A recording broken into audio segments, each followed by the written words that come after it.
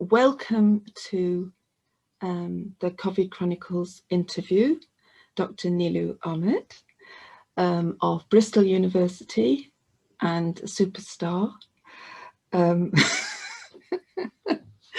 Well, I really wanted to invite you to talk for International Women's Day, because I think you are very much an international woman in many ways, international in terms of personal links, but also far more than that, the way that you link across different community groups, both within Swansea and now much wider afield. I first came across you as a community activist and was very excited by your interest in art and sewing, really. I was very excited about that. And I have had the pleasure of attending 2 of your huge community celebratory events supported by the European Social Fund in Swansea, which were utter delight, and which included everyone from residential homes for older people to asylum seekers, to local schools, to education providers, everything really. So I think from that perspective, you're a great person to invite. Plus you were shortlisted as an Inspirational Woman of the Year, BAME Woman of the Year in March 2018 or 19? Time goes so quick. 19, yeah.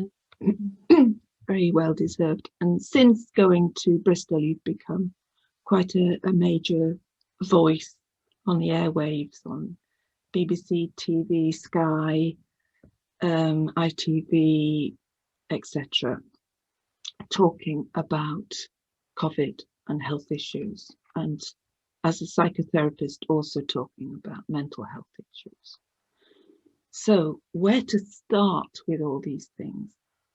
I suppose our interest in the COVID Chronicles is in asylum seekers and refugees, but that sort of merges over because of the way they've been held together as a single group, when actually they're incredibly different, but they are being treated as a single group. And as such, they become a BAME group, which is a strange term anyway. So could you start by talking about your own experience with those groups, because they are disparate groups, and then go on to talk about medical issues you think affect them? Thank you, Jenny. It's, as you say, a really broad group of people that comes under the umbrella term of BAME. And we've included the asylum and refugee groups come into that category now increasingly. And the term's really outdated. So, you know, it's Black, Asian, minority, ethnic, which reflects the migration patterns to the UK. So people coming over on the Windrush, coming from following our colonial histories from the Caribbean first and then from South Asian countries. And we don't have an established slow migration with the newer arrivals who are coming as asylum and refugee populations. But of course, there is a very strong direct link with the UK and its politics as well, and the policies which have driven people to leave their homes. So there is a reason why the people who are here, whether long established or new, are in the UK. And there is a duty of care to people who are in the UK, because everyone who has a home in the UK has a right to access healthcare, a right to education, a right to a place of safety for their children, all of the things that we take for granted. We should expect everyone who lives in the country to have that right to them.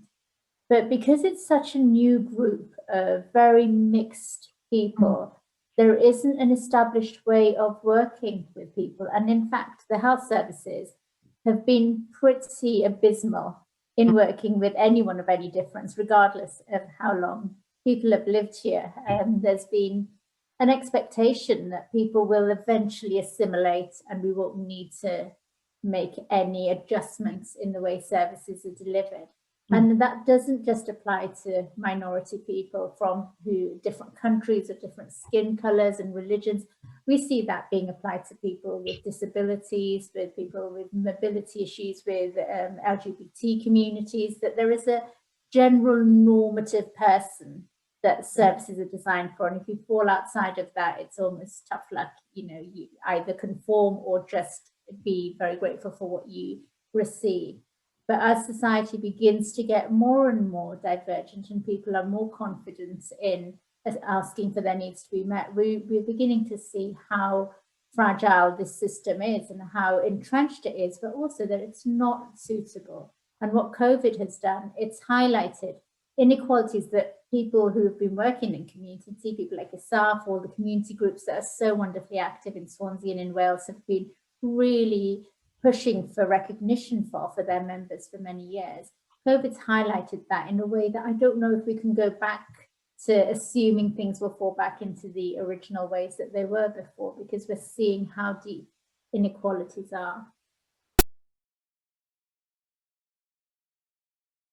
I was looking at your Twitter feed earlier, like spy beforehand, and seeing some of the stuff you've been doing.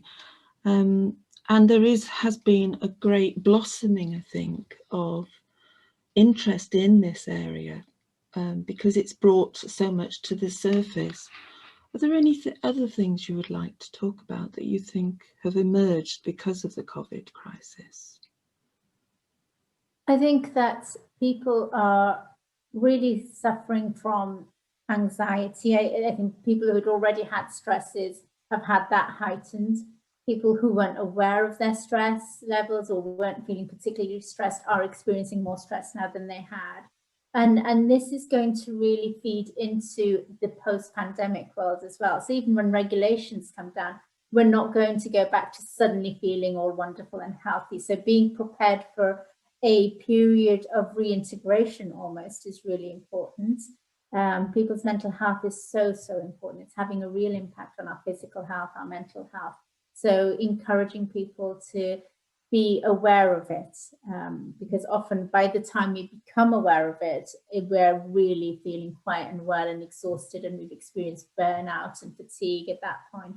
And knowing that we're all experiencing something like this, it can feel a bit embarrassing to say, well, honestly, for goodness sake, I'm at home, I'm not going out, and I could be a lot worse. And what do I have to complain about? This is silly. I'm just being really silly now.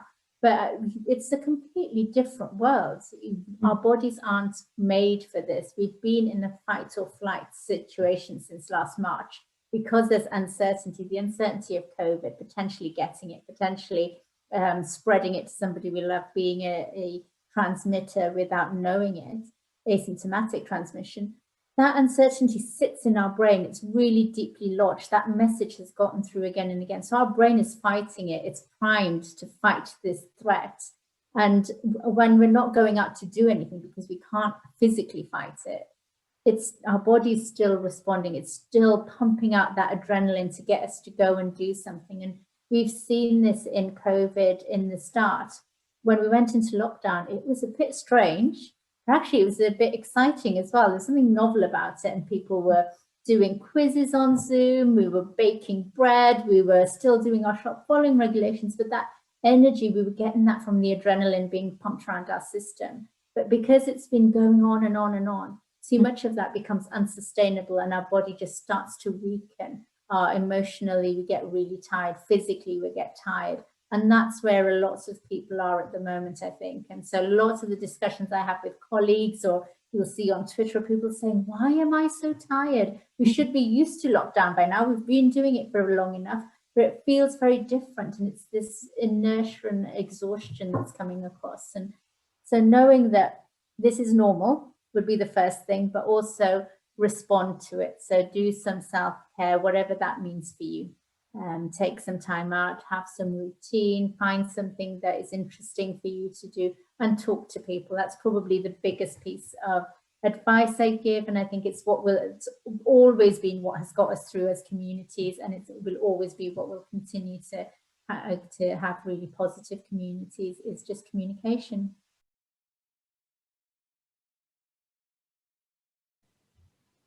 There are lots of, I say lots, YouTube is a great resource site that I direct lots and lots of people to, because it's one of those sites that everyone knows how to use. And very often people will say, oh, is that on YouTube? And I say to them, we should look at this site. They'd rather access the same site through a YouTube video. And so looking at relaxation tips on there, looking at well-being tips, that's what I would say. And often that you can find those in different languages.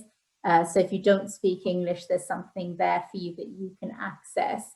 And then the other thing I encourage people to do is to make your own resources. And one of the things that I say is try journaling things. So if you don't like writing, record a voice message on your phone, put some notes together. If you are able to write, one of the positive things about writing is it slows your brain down. It takes that real kind of panic mode away. It slows your brain down. It focuses your breathing. Physiologically, it has an effect as well. And right now it might seem like, what on earth do I have to write about? It's day after day the same. Start writing and things will flow.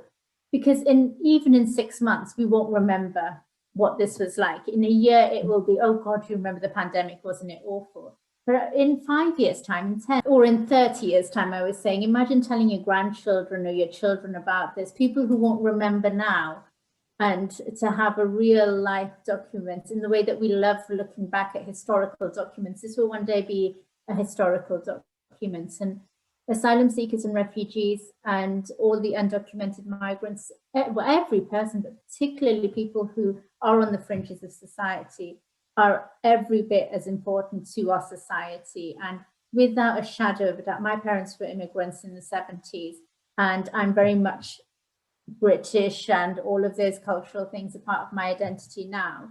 But their experiences were really different, and I often wish that I had those resources of their writing. If they'd kept a diary, wouldn't that be beautiful now for me to understand what those experiences were? And just as the asylum seekers and refugees are in a position now where they're on that sort of fringe of society, they're marginalized, those experiences are really important. They're so valuable. And one of the messages that consistently gets passed around in the media is that actually those experiences aren't important, that asylum seekers somehow aren't as integral a part of our community as the people who are British and white and established. But of course they are. And if my parents hadn't been immigrants, if that generation hadn't come, we wouldn't have Indian restaurants today. And we do not know today what the contribution of the asylum seeker and refugee community will be in a couple of years' time. I mean, I've seen Swansea transform, as you have, in the last 10 years, in the last 15, 20 years. My goodness, it's transformed. And that has been because of all of the wonderful new communities that we have in Swansea. Certainly, we're better off for it. Yeah. Finally, I suppose, because our focus in this project is creatively chronicling, it's not just, so journaling fits perfectly with that, and I would agree with you. It's wonderful to have those resources, but also I know that you love sewing and embroidery, and I think that is something that some of the pictures, photographs, people can do that as well. I mean, what do you think about that as opposed to journaling? Do you think that one's focusing on narrative and the other is more about you slowing down even more and just focusing on doing something? And you don't need a lot of resources. I mean, you've seen some of the things I sew. They used, use bits of leftover material, upcycling. And there's a technique called slow stitch, and you just pick up little bits of fabric, and it might be that you've got clothes that are a little bit not worth wearing anymore. They're torn, or they're old, or they're stained in some way, and just using little bits of fabric, snippets of that, and just stitching them together with a regular straight stitch. So you don't have to be very accomplished. You don't need lots of threads of different colors. And creating a piece of fabric, and you don't know where it will go, and you can stitch in a straight line, you can stitch in a spiral, and doing a real slow stitch, and you can fill a tiny piece, a 3x3 little square with lots and lots of stitches, or you can just do a straight stitch and attach it to a different piece.